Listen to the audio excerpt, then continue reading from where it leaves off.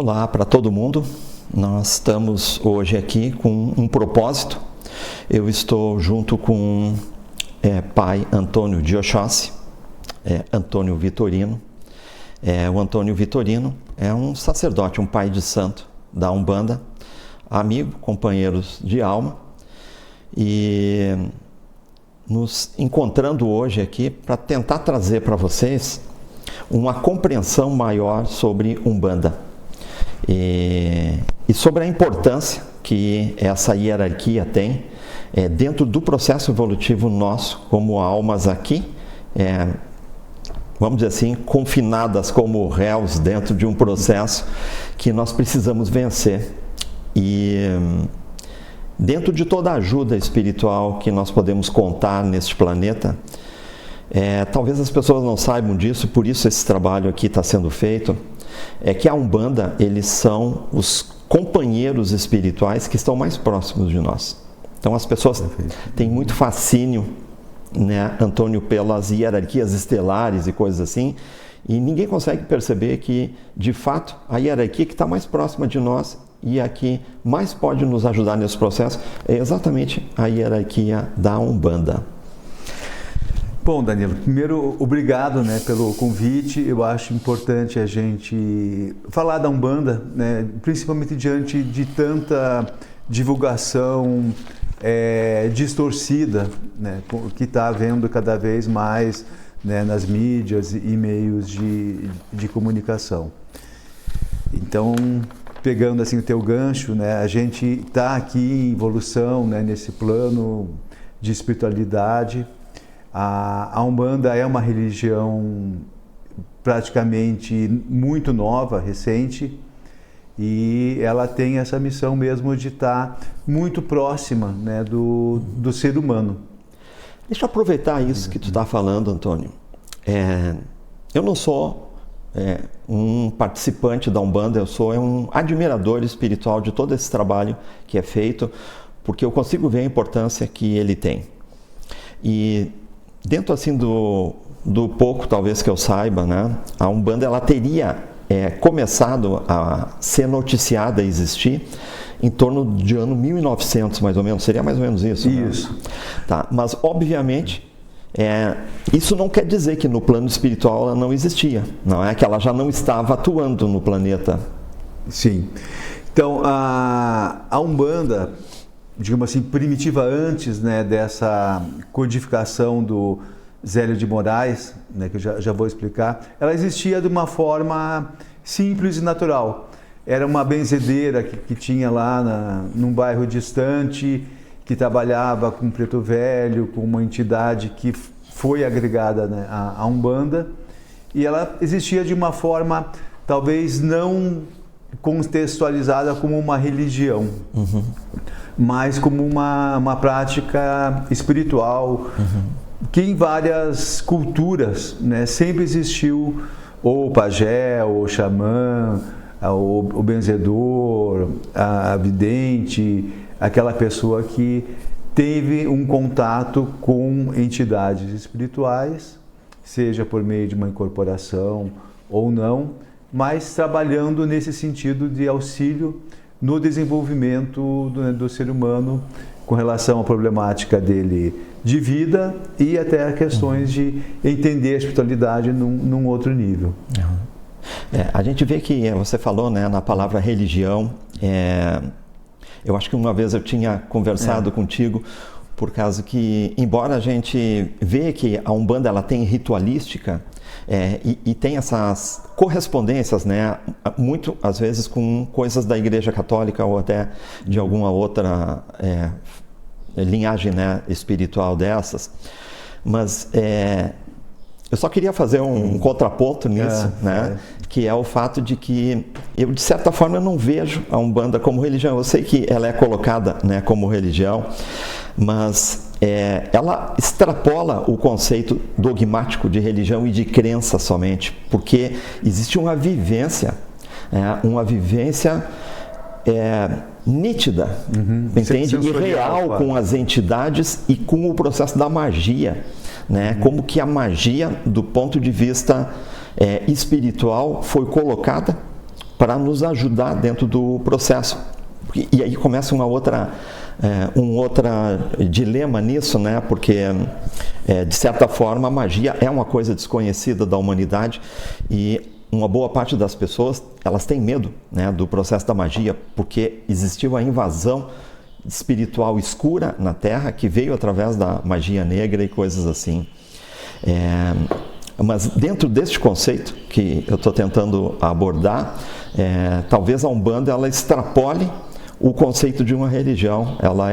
Eu vejo que quase como um ambiente em que nós podemos de fato interagir e conversar com o mundo espiritual de uma forma que não é tipo invisível, não é você orar simplesmente ou pedir coisas, né? Não, é uma conversa pessoalizada, né, com o mundo espiritual, né? Bom, então vamos lá pensar em termos assim, da origem da Umbanda. Depois eu chego na magia. Então, ela é uma religião brasileira, ela foi criada, né, enquanto Umbanda por um médium, né, uma pessoa chamada Zélio de Moraes, e ele era um kardecista, que numa mesa, né, de trabalho do espiritismo, recebeu, né, um caboclo e que não foi aceito ali dentro do trabalho do espiritismo, como se fosse um espírito inferior, um espírito que não tivesse condições de trazer alguma palavra de conforto ou alguma ajuda no sentido espiritual. E daí ele resolveu criar, né, um grupo, né, onde esses espíritos pudessem vir e se comunicar e fazer o seu trabalho. E esses tipos de entidades que acabaram, né, vindo para a Umbanda foram os caboclos, os pretos velhos e as crianças, de certa forma, junto com os guardiões. A ideia, né, dessas entidades serem, né, um adulto, né, um caboclo, um índio, um preto velho, um idoso, uma criança, significa as três etapas da vida do ser humano. A criança com a sua pureza, com a sua capacidade de criar, de ter vida, dinamismo, o adulto com a necessidade de controlar as coisas e ajudar, e o mais idoso com a sabedoria. Né, que tem de toda uma vivência. Então, ela abarca, né, todo o período evolutivo de uma vida. Tá? E dentro desse aspecto, ela vai primeiro priorizar os excluídos, né? Como, de alguma forma, essas entidades, né, os pretos que eram escravos, foram excluídos da sociedade. Antigamente se achava que eles não tinham alma, né, pela configuração da Igreja Católica, né? E ela veio para trazer um resgate, né, dessas pessoas em situação de exclusão. Então, como ela nasceu em Niterói, Rio de Janeiro, tinha o pessoal que trabalhava no caso do porto, nos prostíbulos, que não tinham um espaço de acesso à espiritualidade nessa forma mediúnica. Então, ela já nasce num sistema de inclusão, né, de todos, né, sem nenhum tipo de discriminação. Tá? E o que ela vai compor nessa origem? Um aspecto do espiritismo, né, que é esse processo de incorporação, de vir alguém, uma entidade, né, para trabalhar, para conversar com as pessoas. Um aspecto do indigenismo brasileiro, né, porque são índios, são caboclos que também vêm na Umbanda, e vai também fazer uma correspondência muito forte com a perspectiva dos orixás, né, dos negros africanos que trouxeram essa origem para cá. E a Umbanda, né, na África, ela tem um significado, né, pelo Quimbundo, que é uma das línguas, né, africanas, que ela significa ciência de cura, que é um tipo de trabalho, né, que os escravos traziam para cá na forma de manipulação de energias, né? Essa manipulação de energia, que a gente chama de mágica, né, é porque a gente não consegue ver exatamente que elementos estão sendo trabalhados ali. Mas os pretos velhos traziam, por exemplo, um conhecimento da natureza, de chás, de plantas, de alimentos bons para isso, bom para aquilo, que já era um aspecto magístico dentro digamos, da cultura deles.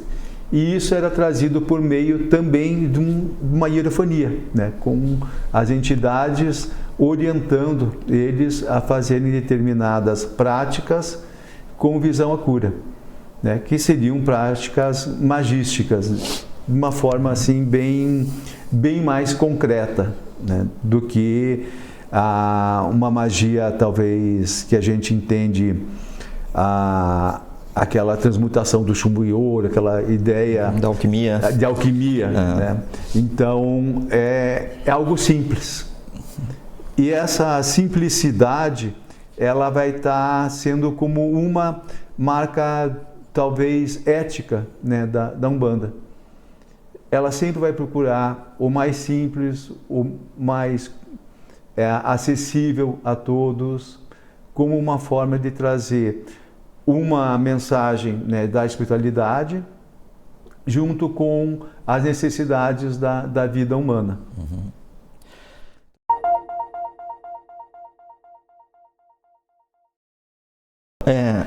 Eu vejo assim que a Umbanda, né, ela tem uma espécie, parece que ela foi uma engenharia feita, como se fosse desenhada, vamos dizer assim, para esse tipo de sociedade da Terra aqui, né?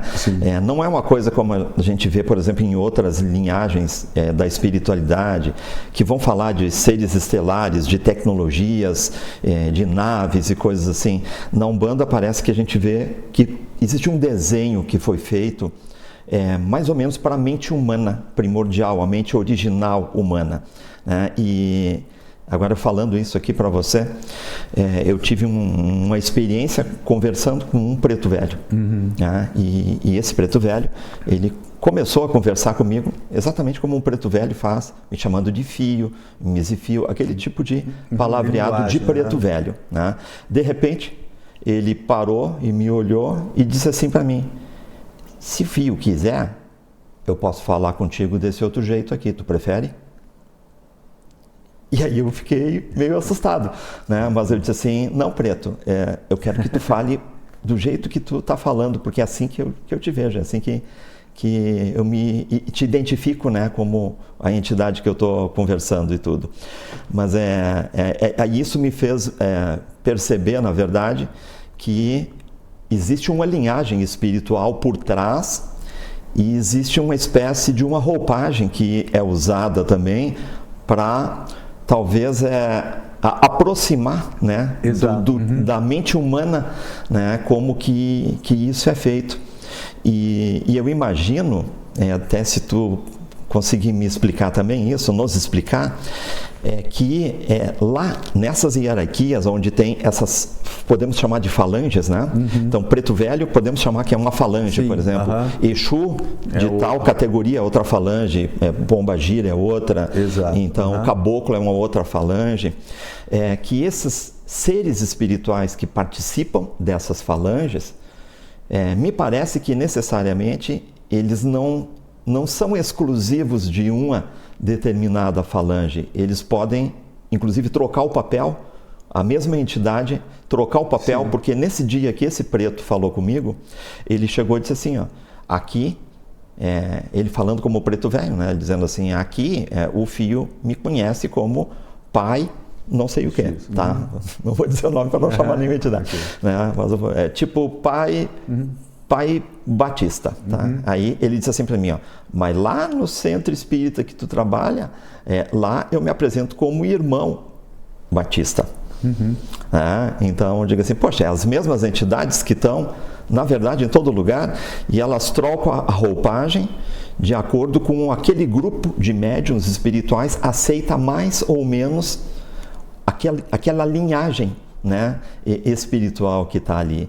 Então talvez exista então lá dentro digo no plano espiritual, né, uma espécie de progressão que essas entidades vão fazendo entre uma falange e outra. Tem isso, Antônio? Quer dizer assim, uma entidade nova entrando para uma congregação espiritual da Umbanda, ela não vai começar como o Preto Velho, porque o Preto Velho me parece ser um arquétipo de uma sabedoria que exige ter tido uma vivência no plano espiritual. Da mesma forma, eu vi, por exemplo, Robson Pinheiro falando, incorporado num vídeo como Exu Veludo. E eu achei interessante ele dizer que para ele ser um Exu no plano espiritual, eles teriam que estudar 40 anos da nossa linha de tempo terrena para conseguir se qualificar, vamos dizer assim. Aí eu fiquei imaginando que tem toda uma estrutura administrativa lá por trás e de estudo de qualificações que fazem com que as entidades possam apresentar e exercer, vamos dizer assim, um atributo de Exu, ou de Preto Velho, ou de Pombagira, ou de Caboclo, ou coisas assim. É mais ou menos isso que tem lá do outro lado, pelo que você... Tá, então eu vou começar assim, como você puxou, a Umbanda está muito ligada à humanidade, né? A gente entende, né, nós humanos, nós pessoas, como uma alma, um espírito eterno, que tem várias encarnações, né? A gente está hoje aqui encarnado, eu como Antônio, você como Danilo, mas a gente entende que em outras vidas você pode ter sido Paulo, eu podia ter sido Pedro, e assim a gente vai acumulando, né, experiências na evolução dessa alma. A mesma coisa acontece, Danilo, com as entidades de Umbanda. Então, por exemplo, o vô Benedito, né, que é o chefe espiritual da nossa casa, um Preto Velho, ele teve a última encarnação dele como escravo, né, nos Estados Unidos. Mas ele já teve uma outra encarnação, né, como um padre. E nessa encarnação ele vai talvez usar uma determinada roupagem, dependendo do lugar onde ele vai se manifestar, como um padre X, né, o padre Benedito, né, tá, o nome talvez também não importa, mas o objetivo maior é fazer com que essa comunicação chegue às pessoas. Então, o que a gente entende? No plano espiritual, no plano astral terreno, próximo, a gente tem vários tipos de humanos que estão desencarnados, mas continuam trabalhando lá do outro lado, na outra dimensão, porque a vida segue. É uma outra forma também deles evoluírem e trabalharem consigo mesmo e trabalharem na ajuda ao próximo. Só que vão trabalhar, às vezes, a gente tem às vezes você tem o teu papel de professor, o teu papel de pesquisador, o teu papel de marido, de pai, e em cada um você vai ter uma função, um jeito de falar, ou conforme as pessoas que vêm falar contigo, você pode falar de uma forma talvez mais simples ou de uma forma mais sofisticada. E é isso que as entidades na Umbanda, elas têm essa... Não só na Umbanda, mas as pessoas que estão trabalhando no plano espiritual em favor da humanidade. Seja no espiritismo, seja às vezes numa pessoa... Porque a mediunidade não é exclusiva da religião. A mediunidade é uma faculdade humana. Então tem às vezes um médico que recebe uma intuição lá e dá um remédio X que deu certo para a pessoa, que era aquilo que eu estava precisando.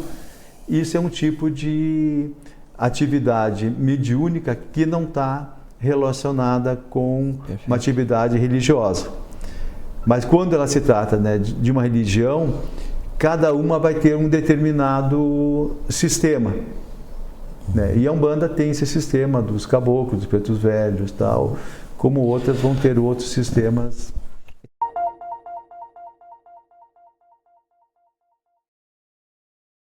Nós podemos dizer que eles estão mais ou menos numa situação espiritual de também ter que vencer o exílio. Só que eles fazem esse trabalho como entidade assistencial nossa. Isso. E nós fizemos um trabalho, talvez por não ter ainda a qualificação espiritual para isso, nós fizemos encarnando aqui dentro da confusão do planeta aqui. Ou, quem sabe, a gente escolheu... escolha, né? Ou estamos precisando mais ainda dessa experiência física, né, do encarnado, para poder, num outro momento, se livrar um pouco dessa necessidade tão difícil de ter que trabalhar, ter que ter dinheiro, ter que comer toda hora, ter que dormir.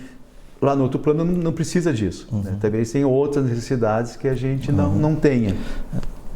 Mas eu acho que isso não impede de que em algum momento da nossa evolução a gente também não trabalhou também no plano espiritual de alguma forma, às vezes até informal, acompanhando um parente nosso, né, cuidando, sendo um anjo da guarda, alguém que inspire a pessoa que está ali.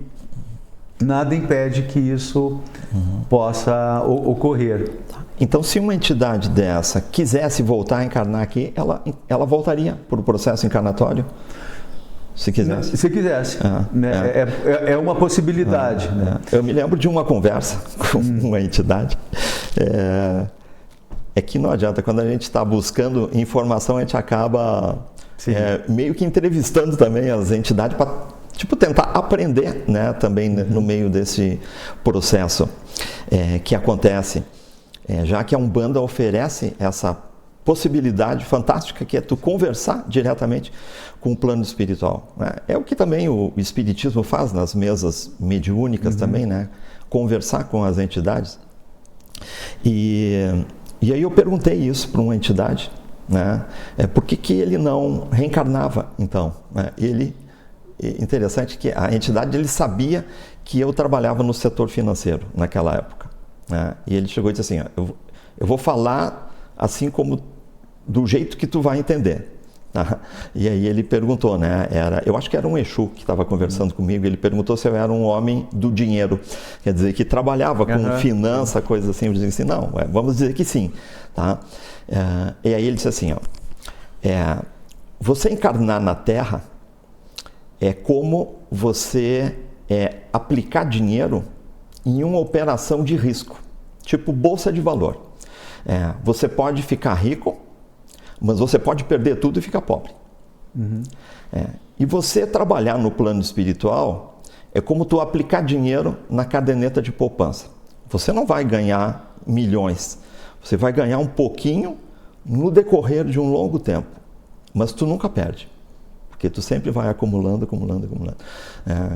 Eu achei interessante isso também, do ponto de vista que parece que quando nós encarnamos na Terra, o nosso risco aqui de cometer erros e de decair dentro do processo, ele parece que, ou pela resposta dele, né, mostra que aqui a gente talvez até pudesse fazer um excelente trabalho espiritual e até sessionar, vamos chamar assim, não sei se essa palavra é conhecida para vocês, quer dizer, cumprir todo, vamos dizer assim, o protocolo que precisaria para sair da Terra e sair deste processo de reencarnações, da roda de Sansara e tudo mais, mas cumprir isso saindo pela porta da frente, né, pelo aquilo que a espiritualidade cobra para que a gente vença o processo. Mas não é normalmente o que acontece conosco, né, por causa da desqualificação espiritual nossa e do planeta, o ambiente das encarnações é muito tenso e muito cáustico, né? E que oferece muitos empecilhos, né? e também coisas pessoais nossas, né? Que existe pouco trabalho espiritual para vencer, vamos dizer assim, o que a gente precisaria para espiritualmente se burilar de fato, né? E atingir esse processo de ascensão. Mas parece que no plano das entidades isso acontece de uma maneira que tem um tempo também, né? Como aqui na Terra, mas que eles têm uma maneira mais uniforme de trabalhar a evolução deles, menos sujeita, vamos dizer assim, a essas quedas, né? Que é um ambiente que não tem a contaminação que tem aqui na Terra. Eu não sei se isso faz sentido. Não, faz. Então, eu acho importante, talvez, a gente entender o que é espiritual, né? O que é essa dimensão espiritual. É uma dimensão ligada ao divino, ligado a Deus, né? Nesse nível, na espiritualidade, ela representa viver dentro da lei do amor. O amor pleno, o amor realmente não de posse, né? A vida humana, ela está carregada de aspectos instintivos, né? A gente ainda é uma parte animal. E dentro dessa necessidade animalesca, a gente tem várias coisas ainda para depurar, né? Para trabalhar isso. As questões de raiva, de ódio, de ganância, de possessividade, são coisas que estão se opondo, de certa forma, à lei divina, à lei do amor, da compaixão, do amor ao próximo. Então, quando a gente está encarnado, a gente fica muito mais vulnerável e sujeito a sofrer essas influências desse plano, né? É como se aqui a gente está sob uma determinada gravidade, né, de um peso, e dentro do aspecto espiritual a gente já não sente esse peso, essa necessidade dessa gravidade de lidar com isso no dia a dia. E mesmo que às vezes você não seja uma pessoa raivosa, gananciosa, isso vai estar no teu meio, né? Você vai ter que lidar, né, com essa constituição desse plano, desse ambiente da encarnação. Perfeito. Então, essa vivência, né, eu acho que qualquer religião ela vai buscar trazer que existe um plano espiritual, né? Seja você chamar de céu, se chamar de a casa de Sião, né? Como, né, foi falado, a minha casa tem muitas moradas, né? Então tem muito entendimento e muito espaço, né, dentro da espiritualidade de evolução para a gente entender cada vez mais o que é esse plano divino. O meu avô, né, de santo, o pai Fernando de Ogum, ele falava que a Umbanda ela estava fadada um dia a não existir mais. Quando a gente conseguir ter uma capacidade de entender esse plano espiritual como parte da nossa vida natural. Entender que ninguém vai morrer, que o bem tem que ser feito, você tem que ajudar o próximo, que é o que os pretos velhos ensinam, o que os caboclos, né, falam para a gente ter uma vida correta, uma vida ética. Se a gente vive isso e entende que a espiritualidade vai estar com a gente, que nós somos espírito antes de ser qualquer outra coisa, um espírito divino criado, né, pelo Criador, não vai precisar nenhum tipo de religião, porque a gente vai transformar realmente, né, aqui a Terra num outro tipo de convivência. Vai demorar, né? Vai. Mas a gente está recebendo ajuda, né, de várias origens. Sim, né?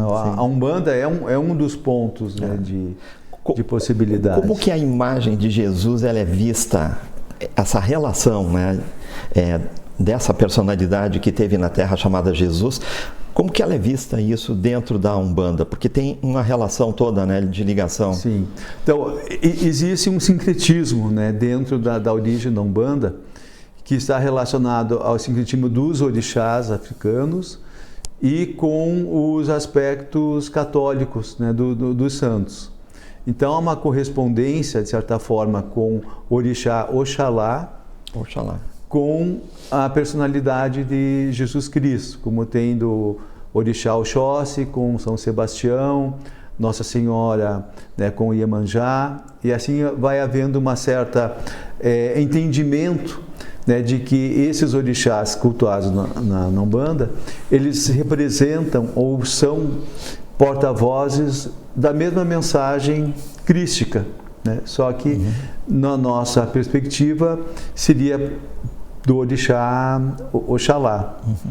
Então essa visão, né, de que o amor ao próximo é algo que está, né, para a gente desenvolver, é nossa missão enquanto ser humano, é uma pregação, é uma ética dentro da Umbanda que ela busca trabalhar isso nas pessoas.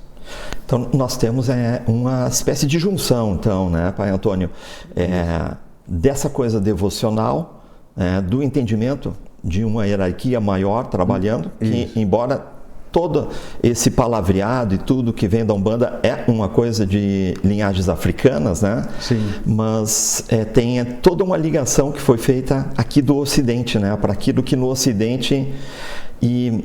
Então, como tem isso, e a Umbanda é uma coisa que nasceu aqui do Brasil, não é? Sim. Isso tem lá fora também, por exemplo, esses povos mais nativos que praticavam esse culto de orixás e da magia e tudo, eles têm uma ligação com o que aconteceu aqui no Brasil, com o nome da Umbanda? Ou é uma outra hierarquia que assumiu, vamos dizer assim, a partir aqui do Ocidente isso, uma coisa talvez mais construída, né, para a mente ocidental e não para a mente mais, vou chamar aborígene, tá? Não sei se seria a palavra adequada, né? Nativa. Bom, como eu falei, assim, a Umbanda, ela nasceu, né, no Espiritismo. Então, ela trouxe um viés católico espírita, né, para os seus fundamentos. Então, essa possibilidade de fazer esse sincretismo está, né, digamos, estabelecido com essa base. Tem uma base africana, né, dos orixás, e tem uma característica também xamânica, né, dos índios. Então, por exemplo, o uso da defumação do tabaco são questões que vêm de uma tradição da nossa indianismo, né? Diferente de um índio, sei lá, do Canadá, um índio da Sibéria. Então, é uma construção muito particular brasileira. Ela é brasileira. Tá. A Umbanda é uma religião... É uma coisa bem particular daqui. Bem específica e que traz as características de agregar aspectos da cultura brasileira. Mas, ao mesmo tempo, além dela reconhecer a nossa cultura e procurar essa identificação para que ela possa trazer essa mensagem de amor, ela também agrega outras linhas que a gente chama linhas neutras. Então, que são os ciganos, são os marinheiros, são os orientais, que também são entidades que vêm trabalhar, né, na Umbanda, nos terreiros, trazendo mensagens específicas. Isso representa muito o Brasil, né? O Brasil tem essa característica de acolher a cultura diferente, aquilo que de alguma forma vai criando, né, uma nova raça, uma nova forma de se viver dentro da humanidade com uma forma mais integrativa. Isso não é da Umbanda, mas eu acho que antes até da Umbanda, uma ideia, não me lembro, é espírita, de que o Brasil seria o novo celeiro do mundo, né? Uma sociedade do terceiro milênio que pudesse criar uma ideia planetária, né? Que isso eu acho que é também um princípio evolutivo. Eu também ouço bastante isso, Antônio, que começou a surgir no Brasil muita coisa de linhagem espiritual e até, por exemplo, a apometria que veio do Dr. Lacerda. Isso. É interessante que ela nasce dentro do berço do espiritismo, mas ela foi rejeitada, no final das contas, pelo espiritismo e acabou se tornando uma linha que é espírita, mas não coligada, na verdade, né, com a federação.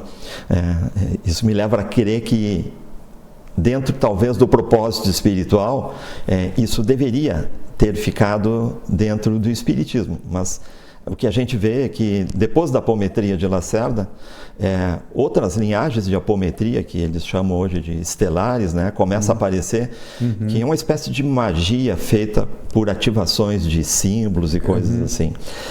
E essas coisas todas acontecendo aqui no Brasil. Tá?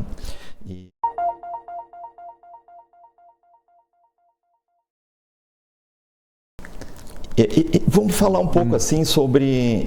existe um entendimento e um palavreado todo específico da Umbanda. E quando eu entrei as primeiras vezes dentro de um terreiro, eu olhei para todo aquele rito acontecendo e eu não conseguia entender nada, né, do que estava acontecendo, porque tudo ali tem um palavreado específico, tem algo acontecendo ali dentro do terreiro. E quando nós vamos lá e participamos, e a gente não entende o que está acontecendo ali, parece que é uma grande confusão de coisas, de música, de pessoas dançando e algo espiritual acontecendo junto, ao mesmo tempo, daquilo ali. Então vocês têm, vamos dizer assim, uma série de expressões e de jargões próprios, né, da religião. Então a gente ouve muito falar em gira, por exemplo, né? Então a ideia é que a gente abordasse um pouco dessas questões todas de como que aquilo acontece, né? Porque além do que nós estamos vendo fisicamente ali, existe um panorama espiritual se desenrolando por trás de tudo aquilo ali tem um propósito, né? Cada coisa que vai acontecendo dentro da ritualística tem um propósito, daquilo está sendo feito ali. Não é simplesmente, vamos dizer assim, um ritual sem conexão com algum tipo de manifestação espiritual acontecendo, né? Perfeito. Então, eu vou voltar, Danilo, lá no início das conversas que você questionou um pouco se a Umbanda é uma religião, né, ou não. Então, o que eu entendo da religião? Ela tem uma concepção teológica, né, que o objetivo de toda a religião é religar o homem a um plano, a uma ideia do divino, né, da gente voltar para o Criador. Então, o Criador fez o mundo, fez os homens, todos os seres, e a ideia é um dia esse retorno à totalidade, cada vez mais consciente, né, disso. Então, a Umbanda é uma religião monoteísta. Ela acredita nesse Criador. A gente pode chamar ele de Zambi, né, o Olodumare, mas é o grande Criador, que se manifesta através de forças, né, divinas, que estão representados pelos orixás. É como se Deus fosse uma luz de origem, e se tem aquela ideia do prisma. O prisma, ele mostra todos os aspectos dessa luz branca, né, com várias cores, que seriam os orixás, seria cada um representando um elemento na natureza, uma frequência também relacionada a aspectos, por exemplo, a justiça relacionada com Xangô, a saúde com Oxóssi, e assim vai tendo elementos tanto da natureza, a água, a terra, fogo, com relação a frequências de ideias e questões éticas, visando sempre o bem comum e o amor universal, o amor ao próximo. Então essa, digamos, é a teologia, né, da Umbanda. E como toda teologia, ela tem uma ritualística, né? Como que eu posso acessar essa força de Iemanjá, uma força da água, do mar, ou da questão do acolhimento materno, que essa orixá, que essa força nos traz. Então vai existir um tipo de ritual que a gente vai fazer específico para essa frequência, né? Então é como se a gente fosse, de alguma forma, ter um processo de acesso. Isso que é a ritualística que a gente tem dentro das giras, né? Das atividades da Umbanda, né? Então, como sei lá, você vai fazer algum tipo de procedimento, um bolo, você vai ter que ter a farinha, tem que ter o ovo, tem que ter o leite, tem que ter o trigo, para poder você amalgamar aquilo e criar aquela substância.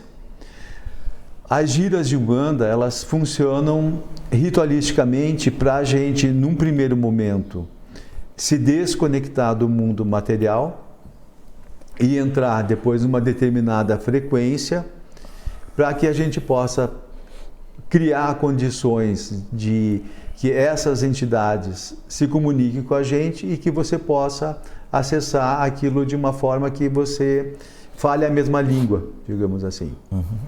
Então, toda a ritualística, né, de qualquer terreiro, ela vai criar algum tipo de ritual com essa necessidade, com essa finalidade.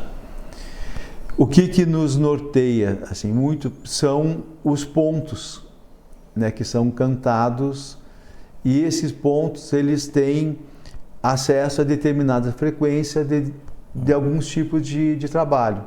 Então, o seu trabalho vai ser com preto velho, é um tipo de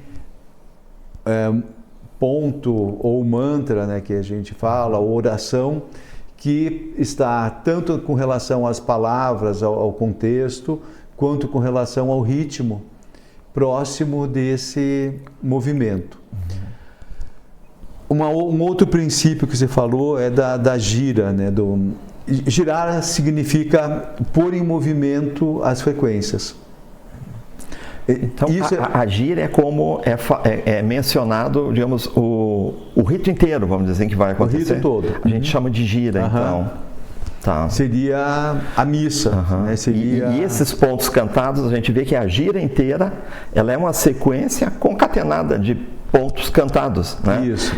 E eles funcionam como espécie, então, de códigos, de chaves de ativações sonoras. Exato. Que estão abrindo determinados, vamos chamar portais ou frequências, e a partir dali, então, é que estabelece essas conexões, é como se fossem uma certa invocação, é como se eu invocasse dentro de um processo da magia ritual, é uma invocação. É uma invocação. Uma chave sonora. Isso. Então tem pontos que são invocações de, digamos, de início do trabalho, pontos de invocação de manter uma determinada frequência, pontos de intervenção, que você precisa, digamos assim, algo mais forte dentro da própria linha ali, para trazer algum tipo de força, né? E depois tem uns pontos que a gente chama de louvação, que seria algo mais devocional, de agradecimento, de gratidão, com relação a um determinado ponto, uma frequência. né? Isso vale para um ponto de Ogum, um ponto de Preto Velho, um ponto de Iemanjá, um ponto de Exu. Todos eles vão ter uma graduação que a gente chamaria assim, pontos de chamada. Tá, então quando um ponto cantado desse é disparado, porque é o pai de santo que dá toda a sequência dentro da gira, né? Então quando o pai de santo pede um ponto cantado, por exemplo, de Exu, é como se quem estivesse enxergando no plano astral aqui, é como se abrisse então uma espécie de uma comunicação. Isso. E Exus descem e se manifestam ou ficam disponíveis para se manifestar mediunicamente nos médiuns naquele ambiente do terreiro ali. É mais ou menos isso. É exatamente isso. Se eu pudesse ver, né, com os olhos do plano astral, eu veria isso acontecendo então, né? E mais coisa. E mais coisas.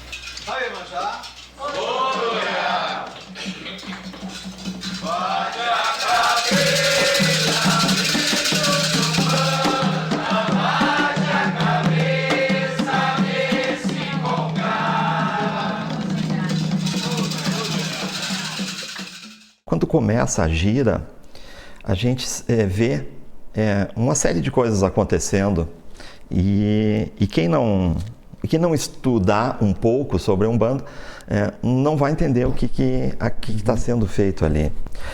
Então, por exemplo, a primeira coisa que eu vejo quando começa uma gira lá é que tem um procedimento que é feito que é chamado de bater a cabeça.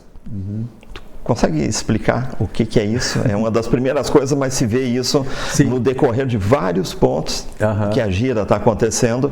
Nós vemos os médiuns fazendo isso. Às vezes você pede para um determinado grupo, né, de médiuns fazer isso que se chama bater a cabeça. Então tem dois sentidos. Primeiro, o sentido de reverência, né? Quando é coletivo, vamos fazer o ritual de bate-cabeça, você está entregando a tua cabeça, o teu pensamento, o teu ori, que a gente considera que é o teu espírito, para o trabalho, né? Para você estar ali entregue em favor de um trabalho ao próximo. Né? Então, bate a cabeça, filho de Umbanda. Esse é um ritual de entrega. O segundo sentido é um sentido de descarrego de energia. Quando há o contato, né, desse terceiro olho, né, com o solo, para quando há um excesso de energia. Então tem que tocar esse ponto no solo. No solo. Então, às vezes, durante o passe, alguma pessoa da assistência começa a vibrar, começa a ter um tipo de super energia. E ela não é uma trabalhadora da Umbanda, mas ela precisa que aquela energia seja, de alguma forma, reequilibrada. Né? E quando há esse toque, né, é como você abraçar uma árvore, você andar descalço. Né? Você precisa dessa reconexão, né, com a terra. Então, o bate-cabeça tem, digamos, essas duas questões, funções. Uma ritualística, né, devocional, e a outra uma questão energética mesmo. Então, pode ocorrer em vários momentos da gira, com exceção daquela ritualística que é só num momento de abertura do ritual, que as pessoas e os médiuns estão se colocando à disposição do trabalho.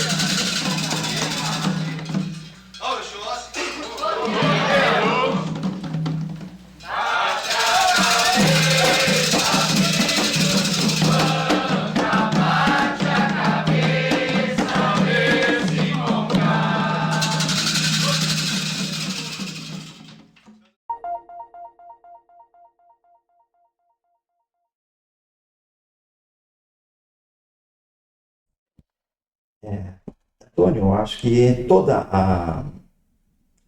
todas essas filosofias e instituições que são organizadas, elas têm uma hierarquia, né? A gente vê na Igreja Católica, vem no Espiritismo, vem em tudo que é lugar, né? E lá na Umbanda, obviamente também, dentro do terreiro tem uma hierarquia de autoridades, de funções e coisas assim.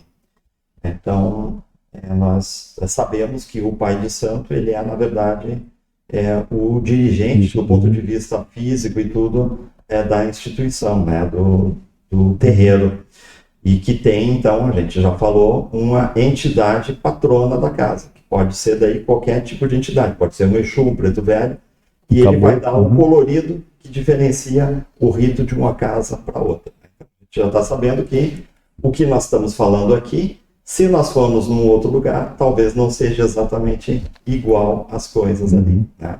Mas a linha mestra vai ser sempre igual, vai ser sempre Umbanda. Perfeito. Então, o que tu pode me explicar sobre essa hierarquia? Como é que ela funciona lá dentro? A gente vê que tem pessoas que cuidam a entrada da corrente, tem pessoas que desempenham papéis específicos como músicos ali dentro, né?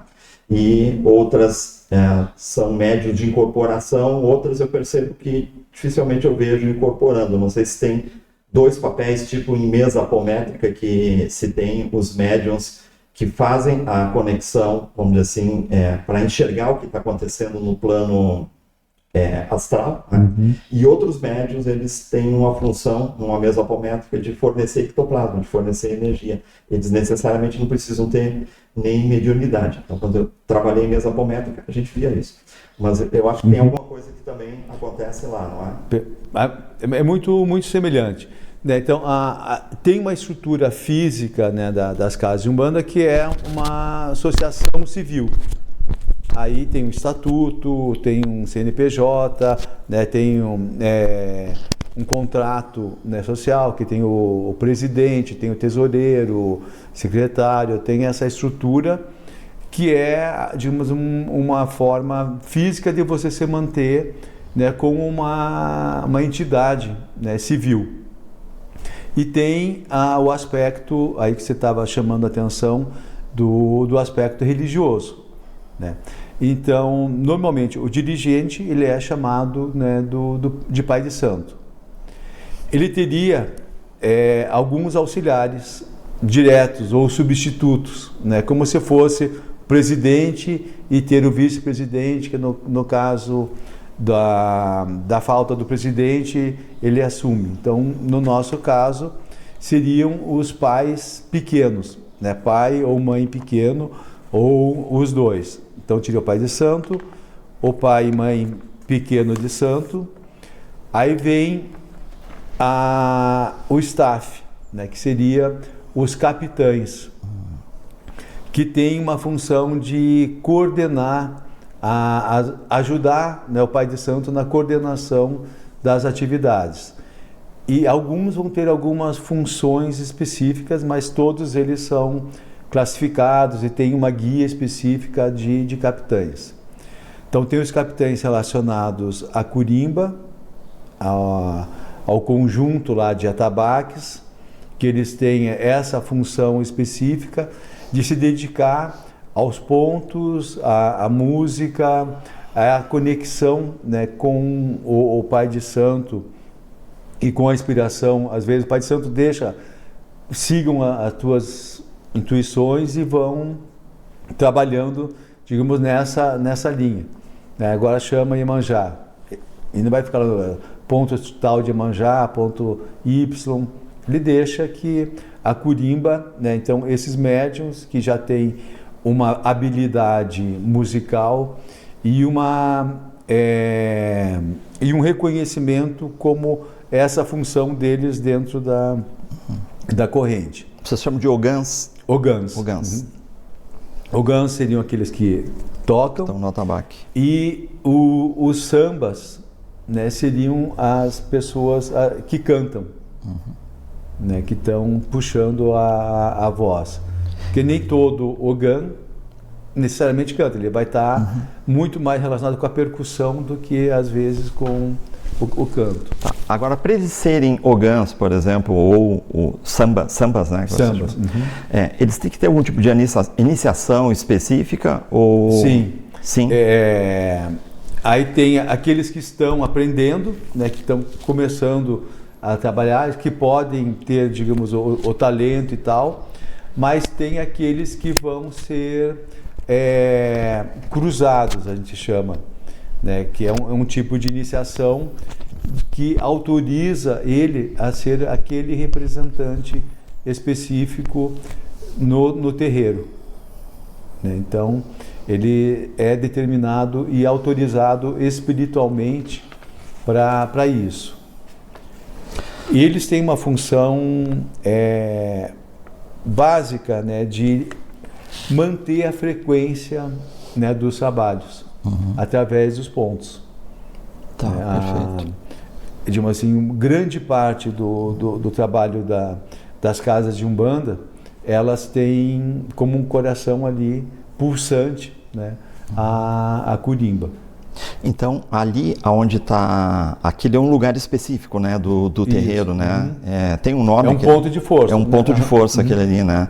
Porque eu vejo que em alguns momentos, por exemplo, eu vejo você colocando faz uma ativação ali, velas e coisas assim, né? E ela tem uma entidade, como o terreiro tem o vô Benedito, né, como o chefe, a curimba também tem o caboclo Apuquinti como o representante, a entidade que está ali coordenando no plano espiritual as inspirações, as necessidades ali energéticas daquele ponto. Interessante, né? Porque se eles são pontos cantados, são mantras, são chaves sonoras de ativação, então faz sentido, né? Que tu vê, tudo tem essa ligação invisível, né? Que quando nós estamos olhando de fora, não se percebe. Então, eu só vou complementar a história da hierarquia.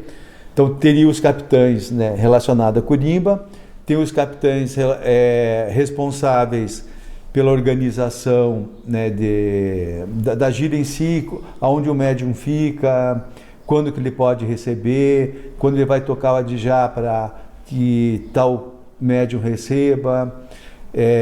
Tem o médium capitão responsável pela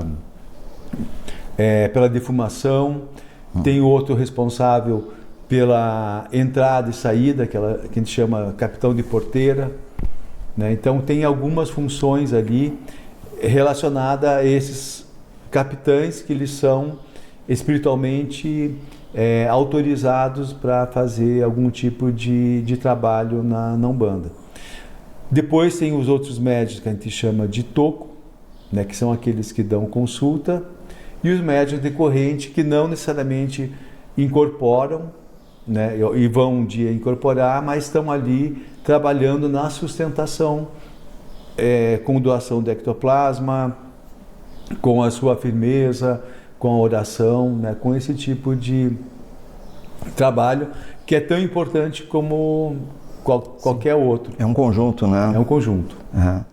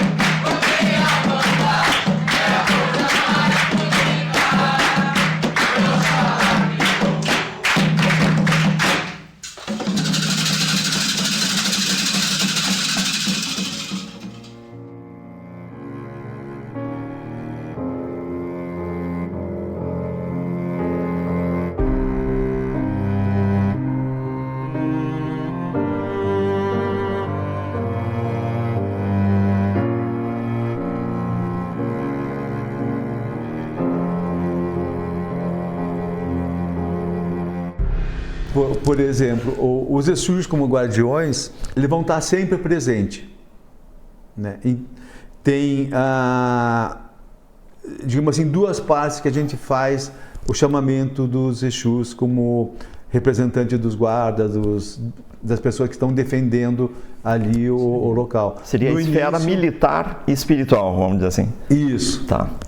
Então, primeiro com relação à defesa do templo, né, da casa, do terreiro. Né? A gente costuma chamar em vez de templo, a gente chama de terreiro. E a segunda parte seria uma invocação dos Exus para a função do trabalho em si, que vai ser feito naquele dia. né? Então, a gente chama assim, tem 2 chamamentos de Exu fortes em qualquer gira, né, dentro da casa do vô Benedito. A primeira, abertura, né, uma saudação, que é uma saudação, entre aspas, universal da Umbanda, porque a gente considera que o Exu Tranca-Ruas, ele é o mensageiro e o guardião de todas as casas de Umbanda. Então, a gente vai sempre saudar o seu Tranca-Ruas para cuidar, né, do terreiro. E depois cada terreiro vai ter um dirigente específico, um Exu específico, que pode ser o Tranca-Rua, pode ser o Tiriri, pode ser Marabô, pode ser qualquer outro Exu correspondente ao Exu daquela casa. E esse trabalho é um trabalho, digamos, de organização das energias para um trabalho maior. Né? Então, fazendo de novo uma analogia com a comida, com preparar, antes de você misturar todos os bolos, você tem que separar a quantidade, organizar a cozinha, esquentar o fogão para pré-aquecer o forno. Então, são vários preparativos, só que em termos energéticos, de frequência, aberturas e fechamentos de portais e coisas assim, para que essa comunicação e o trabalho magístico de cura, ele ocorra da melhor forma possível.